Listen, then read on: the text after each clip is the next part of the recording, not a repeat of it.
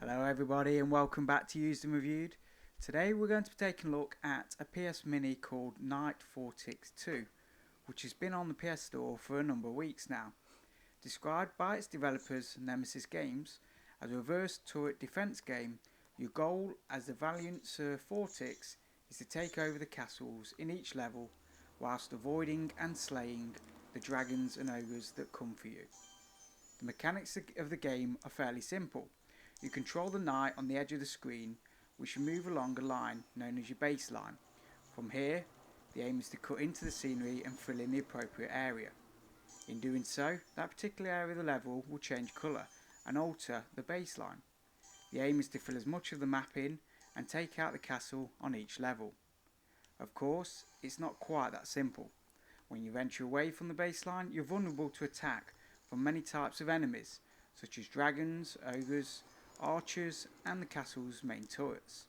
If any of the baddies cross your temporary line or touch you directly, you will lose a life. On the early stages, this simple formula almost feels too easy. You'll carve up the landscape quickly and you'll actually find yourself trying to capture large sections of the map in one go. This tactic, however, it won't get you past some of the later levels, where you're going to need to adapt your approach and almost play a game of cat and mouse, taking smaller chunks before returning to safety. The reason for this is that the game starts to get a little bit more complicated. Firstly, the enemies you come across either increase in numbers or develop in abilities. For example, the dragons start to follow you around the map instead of aimlessly flying around in circles. The number of turrets also increases along with their firepower, and creatures such as bats fly directly on your baseline, causing you to act quickly to outsmart them.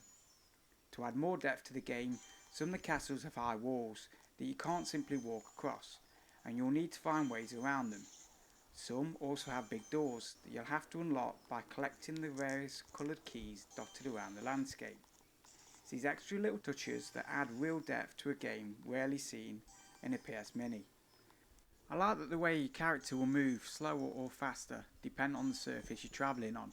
For example, crossing streams or swamps will slow you down, and you need to consider this when making a dash for glory. Thankfully, help is at hand and a number of power-ups will randomly pop up to aid you in your quest. These range from freezing enemies to destroying them completely, and you must collect them in the same way that you capture the land.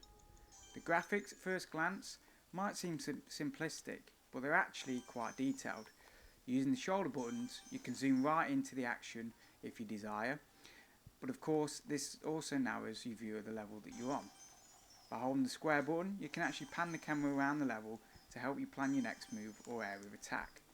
It's while zooming that you actually notice the little details, like the way the dragons flap their wings and fly around. The game has 30 levels to go at, as well as numerous achievements to get. For a PS Mini, the game really packs a lot of punch, and it's quickly become one of my favourite minis to play on. Of course, it's available to download not only on the PS Vita, but also the PS3 and PSP. So if you have either of these, I suggest picking this one up as soon as you can. Thanks again guys for watching. Please rate, comment and subscribe, and I'll see you all in the next video.